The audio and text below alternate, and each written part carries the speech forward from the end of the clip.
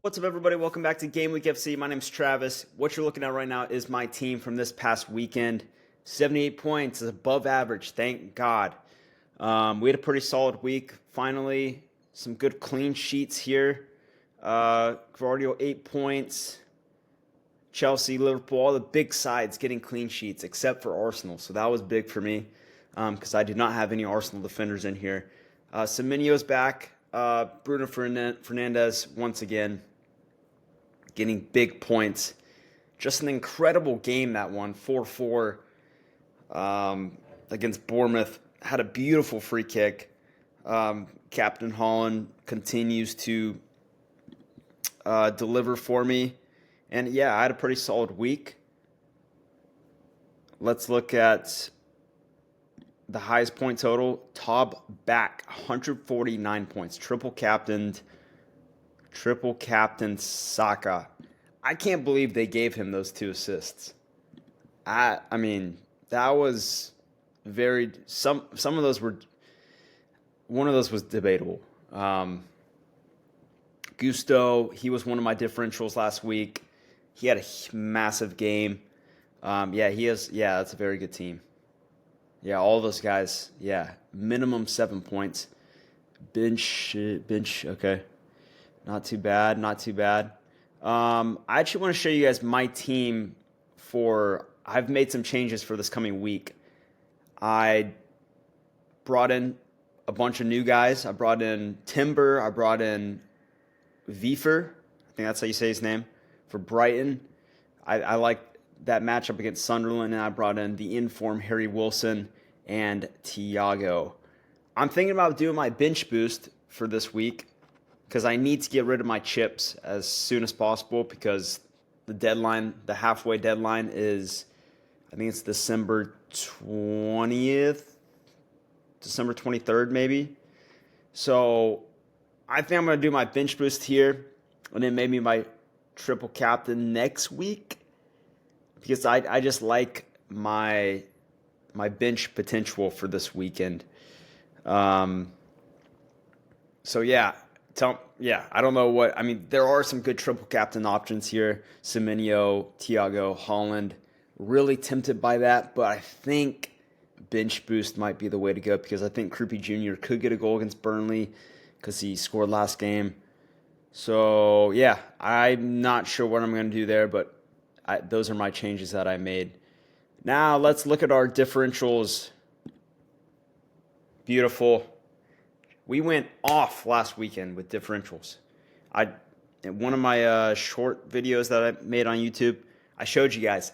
I had Harry Wilson, Gusto, and Ekitike all in my differential squad, and those 3 guys were the top 3 point totals in Saturday's games. Okay? Just unbelievable. I didn't go back and look and see after Monday's games where they stood, but they were definitely in the top 10. Okay? So it's nothing new. I've been consistently picking big-time point differentials on these videos. And those that have been watching have benefited. So without further ado, let's start with this weekend. Hopefully we can deliver again this weekend. Starting off in goal, Petrovic against Burnley. Don't need to say much about this game. It's been a while since, I guess he had a clean sheet against Chelsea, but Bournemouth need to start performing better at home. And this is the game to do it. Now, Burnley have scored, I will say, they've scored in just about every single away game this season, which I hate to say that, but I just think Bournemouth I think after that 4-4 game against Manchester United, I think they're going to, really focus defensively here. Their home games have been pretty low scoring as of late. I guess it doesn't show the scores on here, but yeah, the home games have been pretty low scoring lately. So I just like Petrovic's odds, and I just don't like Burnley. I think Burnley are not playing well right now. Probably the worst form team at the moment. They're not playing well, so I like clean sheet potential there. Another clean sheet potential, Bart Verbruggen. I think that's a Verbruggen. Sorry, 5.1% owned. So Sunderland is a very good team. However, they're going to be missing guys to AFCON, African Cup of Nations, in this game. They're going to be missing a bunch of them. I think the total is like 9 or 10. So I like Brighton in this game, to be honest. Brighton, I think they tied. They haven't won a home game in a couple games, I don't think. And I just think they need this game for their fans a little bit more than Sunderland. Sunderland coming off a huge win in Newcastle, but that kind of feels like peak for them. You know what I mean? They're going to be missing a bunch of players. Depth is going to be an issue. I think this is a clean sheet potential for Brighton. I think this is a Brighton win.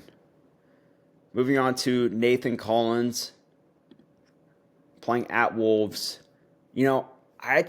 I don't think this is going to be a clean sheet for Brentford. I think Wolves are going to score.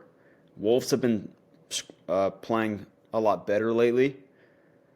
They almost tied Arsenal, which was just crazy game. That would have been an insane result. However, I watched the game between Leeds United and Brentford did not look very good. So I do think there's goals in this game, but the reason I'm picking Collins is because I think he is an aerial threat, and Wolves are going to be missing Agbadu, their center back, their main center back. He wins a lot of aerials, and so without him, I think Wolves are going to be vulnerable to set pieces, and Brentford are actually a very good set piece team. And I think Nathan Collins could get a goal off of a corner kick or a free kick. So, yeah, that's the main reason I have him in there. They could get a clean sheet, but I doubt it. You should always target Wolves because they are the worst team in the Prem at the moment. Arguably Burnley, though. Next up, we got Malik Thia. He's been performing well. He's consistently getting 90 minutes, which is good. DC points, he had 22 against Sunderland last week. That's actually insane. I feel like you should give him double. I think he should get double defensive DC points because he got 22. Chelsea are going to attack. This should be more DC points for him. However, I looked at this a few days ago. I'm pretty sure Newcastle, the last two times they've played Chelsea at home, they've won the game 2-0, I think. Might want to double check that. But, this could be a surprising clean sheet for Newcastle. Chelsea are a phenomenal team. They score lots of goals.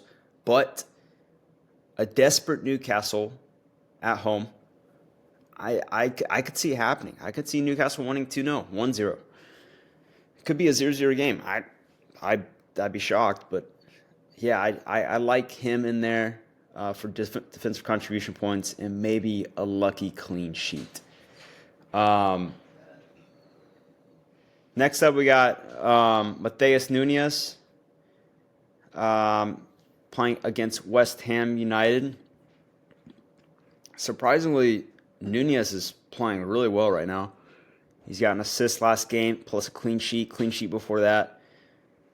I mean, defensively, Manchester City are playing really well, and he's getting 90 minutes. He's got 90 minutes every game since game week 6. So he is a solid starter for Manchester City at the moment. But the main reason I'm picking Nunez is because West Ham are going to be missing their starting left back. I don't want to butcher his name, but last name is Diouf. Let's see if I can pull him up here. Diouf is their starting left back. There he is. El Hadji Malik Diouf. Yeah, I wasn't going to try to do that. He's going to be off to AFCON, so I think West Ham are going to be vulnerable on that right side. So I like Matheus Nunes to get forward a little bit and maybe expose them on the right side. That's also why I've got Cherki in this squad. Really going to, I think that could be West Ham's weakness in this game is that right side. I expect them, Manchester City, to expose it a little bit. Matheus Nunes could get an assist. Probably not a goal, but there's clean sheet potential and there's potential attacking return. So that's why I picked him. Next up, we got Calafiori, 9.8% owned. He did not play against Wolves last game, and that's exactly why I'm picking him in this game. I think he'll be fresh, ready to go. There's probably going to be a little bit of rotation in Arsenal's defense. So I like him in there. I actually think Arsenal will get a clean sheet against Everton because Everton are going to be missing a few of their best players, Iliman Ndiaye and Idrissa Gana Gueye. I like Arsenal's chances of clean sheet in this game, especially after a disappointing game against Wolves in which they did not get a clean sheet. Next up, we got Isri Konsa. He hasn't gotten a clean sheet in a few games, but the reason I think he has clean sheet potential here is because Manchester United are going to be missing Brian Mbeumo, who is he is the engine up top. His work ethic and, expected goal involvements is one of the highest in the league. Where is he at? Brian Mbeumo, 8.76. I just think without Brian Mbeumo, and they're also missing Ahmad, that's two of their top three midfielders in terms of XGI. Actually, players overall. That's two of their top three XGI contributors. So I just think United are going to struggle to score in this game, especially against a Villa defense that have been performing really well at the moment. So I like Villa's chances of a clean sheet. Next up, we got Morgan Rogers. I picked him strictly on form. This guy is on fire. 2 goals against West Ham this past weekend. I just think he's primed for another goal against Manchester United or another assist. He is proving, after a slow start, to be one of the best players in the league. Next up, we got Yankuba Minte. This guy had an XGI of 0.57 against Liverpool. Brighton should have scored a goal against Liverpool last weekend.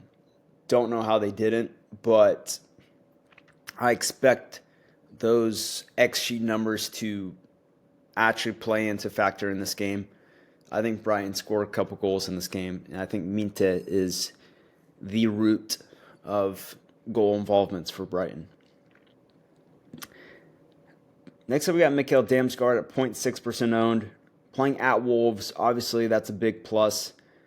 He did not start against Leeds United, but I watched this game. Right when he came on, he made a difference. He was bright. He was progressive.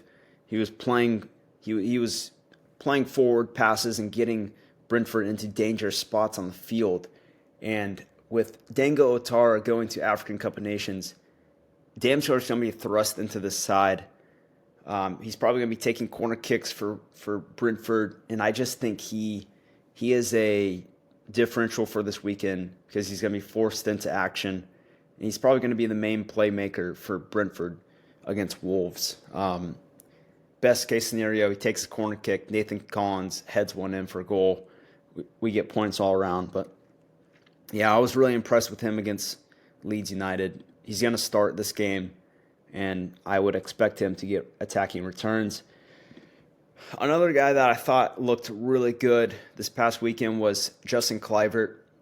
I don't know. He was my differential last weekend. I don't know how in the world he did not get an attacking contribution in this game against United. 4 goals scored. And he played 90 minutes and not a single goal or assist. I just couldn't believe it. But he looked really bright, and I think he could actually get an attacking return in this game against Burnley, because I think he deserves something soon. Because he looked really bright, active, energized against Manchester United this past week. Next up, we got Ryan Cherky. For the same reason as I have Matheus Nunes, he's going to expose this right side for West Ham. He is in good form, an assist, 2 assists prior to that. Great form. XGI is fantastic. Last game was okay, but he's looking pretty good. I expect him to expose West Ham's right side. I expect City to score at least 3 goals in this game. Next up, we got Richarlison for Tottenham. Now, Liverpool got a clean sheet against Brighton. But did they deserve the clean sheet? I really don't think so. This Liverpool defense is still vulnerable at times. And Tottenham is a team that, they got thumped by Nottingham Forest this past weekend. It's kind of weird. So they started out the season like their away form was fantastic. Like they won just about every single away game, and their home form was terrible. Now it's kind of flip-flopping a little bit. Their away performances are not looking great. Their home performance, they beat Brentford, and then they won in the Champions League this past week. Their home form's actually improving. So this could be a game where Tottenham surprisingly get goals, and Richarlison's going to be the main man for that. 90 minutes the past 2 games. I wouldn't be surprised if he took advantage of a vulnerable Liverpool defense. Next up, Evan Nielsen. He finally scored a goal against Manchester United. XGI of 0.33. Before that, 0.85. I think he's starting to click, guys. I called it. He was my differential probably in the past 2 videos. He wasn't in the last one, unfortunately, but I told you guys this guy's going to click soon, and finally the returns are coming in. It's only a matter of time before he scores a brace or a hat trick. Probably not a hat trick, but a brace sounds about right. Could be against Burnley. Okay, him, Krubby Jr., all of these Bournemouth strikers, attackers are primed for production, and Burnley is the team to do that against, unfortunately. Sorry, Burnley. Lastly, this is a debatable pick here. 1% owned, Strand Larson. The guy's been awful in terms of FPL. He's only got 1 goal this season, not even an assist. But I just have a feeling that he's going to produce something in this game. I said it earlier, I think there's going to be goals in this game. I think it's going to be high scoring. Wolves seem like they're kind of finding themselves a little bit here under their new manager. What is it, Rob Evans? I think that's his name. They're kind of finding themselves here lately, and I think there is a little bit of belief for Wolves. I mean, they really have nothing to lose. Like, it's very, very likely that they get relegated. But the way that Brentford looked against Leeds United, they looked just terrible. So I actually like Wolves to make this game interesting. And who knows? It could be a PK. I believe Strand Larson's still on those. I just think he needs to come in clutch for this Wolves team sooner than later, because, if I was Strand Larson, I would feel the need to contribute. as soon as I can because I've been an absolute bum all season. So, yeah, I actually think Strand Larson has the potential to get a goal in this game. And he could be a prime differential because Broomford looked disgusting against Leeds United. Leeds United probably should have won that game, in my opinion. So don't underestimate this Wolves team this weekend. And yeah, hope you guys enjoyed the video. Those are my differentials. I shall see you guys next time, but make sure you like, subscribe the video, and tune into our other videos on YouTube. And yeah, we appreciate you guys. As always, adios.